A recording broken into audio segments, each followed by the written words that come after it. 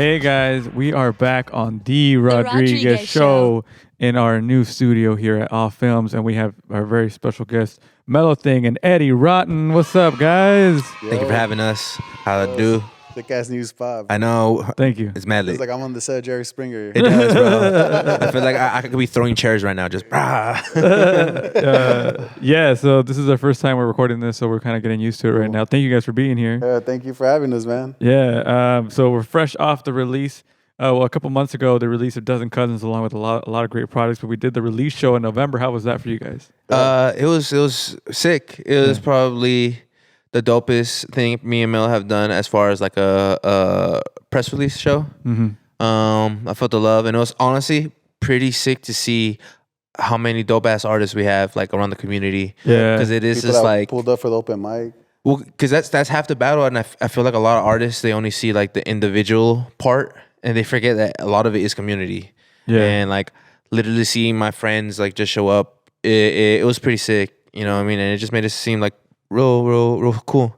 And also, thank you. Yeah, thank you Rodriguez guys. show, Yeah, bro. first off, You guys yeah. always kill it. Oh, of course. Yeah, Yeah. thank you for We did everything. what we could, but you guys had a good amount of people there, and the crowd really enjoyed it. And shout out to Yeah. everybody that did the open mic too, like you said. Yeah, bro. I mean, I think most people like everybody's looking for like a way in or like a way to just like participate, and it's just like an open mic's actually a sick way to get everybody to participate. And it's not even just in like rappers. Like you could also do like open mics in the form of like open beat sessions where you could just have people come in and just play like 5 minutes, like 2 songs worth of beats. Yeah. And it's just like it's another way of interacting. Yeah, it's true. How is like, and that's a community event that you guys have created, Loopers, right? Yeah. How's that going? Yeah, Looper's been going pretty good, man. Like, I mean, it's been getting like progressively better each time, you know? Yeah. And we're like, we kind of like spitball and throw ideas around on how to like incorporate or make things like, you know, better. We have like a little vintage thing going on that Eddie's doing this next one, you know? Yeah, and we're incorporating just like a lot more vibes and just what we want to do is we just want to get a soul into it, like really get the DNA of all of us in it. And I feel like more than anything, for a lot of these things to prosper within the community, like people have to feel like they're actively adding to it. I feel like a lot of things are pretty kosher or they're like pretty like clean or like sterile. Yeah. And I feel like the beautiful thing about community is you grow with it. And I don't know, like I really understand, like, you know, just people give their energy to you, and you know, and that's just a beautiful thing. True. Yeah. It's true. So Mellow Thing, you're coming off the release of 3 projects at the end of 2023. Yeah. For You with Peso, Doesn't Comes with Eddy Rotten, like I said, and then Self Help Gurus with Hippie C. Yeah. How do you feel now after releasing all those projects? Man, I'm pretty excited because, I mean, those were really like a couple of projects I've had for like a year maybe. And so it felt good to like, you know, finally put them out and feel them out too. Because a lot of the times they're just like songs. So until it's time to release it, I start figuring out like a concept and stuff like to tie everything together and whatnot. Yeah. Sometimes like even for the South Out Guru, like a lot of those clips in between, I did them like the day I uploaded it. Oh, damn. Because I was just like, I set like a goal for myself, you know. So I was like working against the time, you know, like, it's it gonna was be fun. done today. Yeah, and it was fun too because it made me get more creative, you know. But yeah, it feels good to do all that stuff. Just a lot of it, I feel like even Eddie's project, like a lot of the stuff we've been building for like the last year and a half.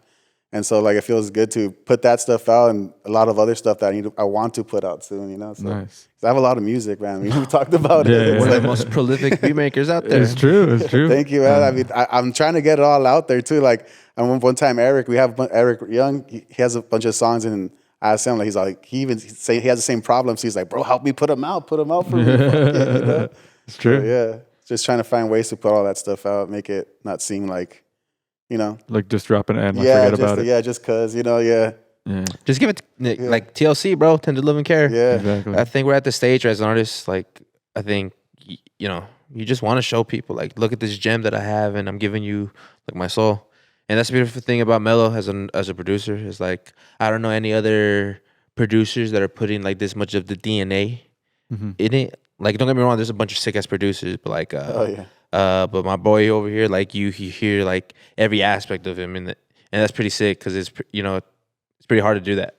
Yeah, for sure. Yeah, I think that for me personally, it just comes from just working on like an aspect of like being in a band and that like having like a whole thing like as a band, you know. So Eddie, so the last time we talked about it on the show, it was dropped on Bandcamp, Dozen Cousins, and now is it coming to all the Yeah. streaming soon? So at this point, it's out now for everybody to hear, and I just wanted to test the waters, just see the support, and I did get a lot of support, and this is crazy that like me doing the Bandcamp thing, I probably made more dough than Yeah. I probably would have done through like just streamer? regular distribution, and it's just Yeah. crazy to me, and I'm just I don't know, like even like, bro, you got Snoop Dogg complaining how he has like billions of streams and he only made like $40,000. Damn. And it's just like you $40,000. right? It's crazy. And even him, he's like a person that's like, he's the Godfather, right? The dog father. Yeah. And if he's having problems with it, like I think there has to be some change in the way we ingest music, because I feel like it's underappreciated. Because like fine art, perfect example, like an actual art, an oil painting. That's like, you could get it for hundreds of thousands. Yeah. Food, you could pay fucking thousands of dollars for a good meal. You could pay just for a lot of things, but it's just like art's been discounted. And don't get me wrong, I've added to it, because I remember when iTunes first came out, I was like, man, fuck paying $1. Yeah. But as an artist and seeing just how the distribution has really taken advantage of the artists in general, I feel like, man, that probably means a lot more. Yeah. And I wish we would have probably decided as an artist, if we had like a musicians union, where we're just like, yeah, maybe we shouldn't just all force everyone to use a distribution like that. It's true. It's true. I mean, I think that's kind of what Jay-Z was trying to do with Tidal at the beginning, and then nobody really messed with Tidal. And I mean, some people do, and that's the tough part, is like they're so used to using that one way of, like you said, one distribution or one digital streaming service, that nobody wants to change their like ways, and like they're stuck on it because it's more convenient for the consumer, you know. It's what they know, you know. Yeah, exactly. Yeah, that's why like I think like YouTube is a viable market, like if you want to move away from that, because everyone has YouTube. Like all the phones come with it. So like, and then that and physical stuff, you know, which is shows, merch. You know what I mean? I think that's the cool aspect, though, because as an artist, like we do have to figure out ways to go outside the conventional like ways of getting to people, right? So I mean, I feel like people have been able to do crazy things. They've been able to make it interactive. It just makes it like, still, I wouldn't want to live in any other time. As an independent artist, is like the best time you can do it. It's just that like the leverage has been changed from artists to like. Yeah, we just have to remember that you don't have to do those things, you know? Yeah. Like you don't have to, you could do whatever you want. Like, you know what I mean? Now, like, you know, like moving in or starting your own service or your Patreon, all that stuff. Yeah. You know? That's true. Yeah, and there's a lot of easier ways too, like even OnlyFans, like not Yeah, that. yeah. Not that way. Yeah. But like anything where people can subscribe to you, like they're already directly supporting your Twitter, art. send gifts to you, you know, like things like that. Or No, look well, at- not Twitter, it's the Twitch. Or Yeah. look at LaRussell. LaRussell made his deal with even.biz, and that's like a perfect way to. Or Curtis King. I don't know if you remember Curtis King. Yeah. The legend. But he did a thing where he basically was just like, here, I'm giving you the music, and this is what I offer. I have access to all this. And like he ended up making the music equivalent of like 700,000 streams in like a day. And it's just like, as an artist, like, would he have been able to do that? You know what I mean? Yeah. Like normally. Like it probably would have, but it would have taken him a little bit Longer. You know what I mean? Yeah. But it's just, you got to find out ways to hack it. Yeah, like I know people who are making their own servers for stuff like this. Oh, Right? damn. So they could do whatever they want on it, you know? Like even like on merch that I do, like I have a QR code that if you buy the tape, it goes to the Google Drive link, you know? And then you get the music right Yeah, away. you get the music there. So, you know, there's ways around it. It just takes a little work, but again, you know, it's just there's you don't have to do what everyone else is doing, you know? True. Yeah. So Mellow Thing, I wanted to switch gears a little bit and talk about you helped us create a new theme song for the show. Oh yeah, that was sick. So we probably posted a video by now of us making the song, but like, is it usually like the way you did it with us, where we had nothing? We just had like a reference track and you built it from there. Is that how it usually works? It's always different, bro. But usually those are like the most like fun, or at least like the most interactive, because we kind of have an idea of what to go off, you know? Yeah. Because sometimes I've been in sessions where like there's like literally nothing, like not even a reference. Like someone's like, hey, I just have this hook, you know, and like, you know, From there you build the whole song. yeah, like my homie Saquon, I've done a whole album where he just did that. He'd be like, yeah, Saquon, yeah, he's Othello sings on my albums and stuff. But yeah, we did a whole album where he would just be like, hey man, I just have a whole song like hook and everything, but no music. Yeah. You know what I mean? So, Oh, wow. you know, so it was good practice for sure doing that. I feel like there's like a couple projects that made me work in that way that I didn't work before. It was like a lot of music with Eddie, like this one I did with Carlton Fresh, like and then that Saquon one really helped made me like figure out how to like literally pull it out the air type thing, you know? Yeah. And I feel like as a person, you're doing it to make money. You have to have some kind of rhythm established to like an outline, basically, right? Yeah. It always helps to have an outline, that's for sure, you know, like, but yeah, the one we did was super fun. Like we had the reference and, you know, I was like, when we have a reference, I'm able to recognize like the bare bones of like, or the background, of, like the main shit, you know, like, so that's why I was able to do those keys first and just let you guys go crazy on the synth. You know? We'll put clips of it as we're talking about it. But it was cool to just even me with I don't really have musical talent, but I was able to mess around and there's parts of me in that song. Bro, too. that's like my favorite part when I work with people like that are more raw. Like I enjoy it a lot because like you're not thinking about like nothing except just what you're feeling, you know? So I like that. Like I have a couple homies that like they just started recording with me recently. Like in the same way, like they don't really make music and they're super raw. So it's like, it's more malleable. Or it's like something that could like be sound dope because it's just, you know, just an essence instead of like a there's more flexibility. Yeah. Nice. Well, you can hear the song on the videos and in the radio show now. Yeah, it's a new theme song with, it was Mondo and Mellow Thing, and then I did a little synths. So now that it's 2024, what are you guys looking forward to doing this year? As for me, honestly, like I'm trying to see how hard we could go with loopers. Like I've been on my producer grind, and it's helped me as an artist. You know, just in general production. You know, just I didn't realize how little I knew about like song structure until I really started producing, and it's just sort of cool. Like because I am a rapper, and then being able to like utilize that aspect when I produce is. I think that's the cheat code, man. Like it's seeing the Matrix. Honestly, it is seeing the Matrix, and it's just like I wish because I started producing like 10 years ago, right? And because I let my homies gas me up because saying, "Oh, your raps were better. Oh, you're a better performer," that I was like, "Fuck producing, I'm gonna be a star." And it's just like if I would have done both at the same time, less work. Yeah, pretty much it was like that. It's like like let the producer handle it. But I wish I would have continued because now like I realize like how. It is meditative, like just getting lost in it, and I understand because I see Mello a lot, but Mello's another he's genius level. Like I just love working within the confines of a box, like my MPC, and it is something crazy, like going from nothing and doing something. Yeah, it's almost like you're an audio wizard.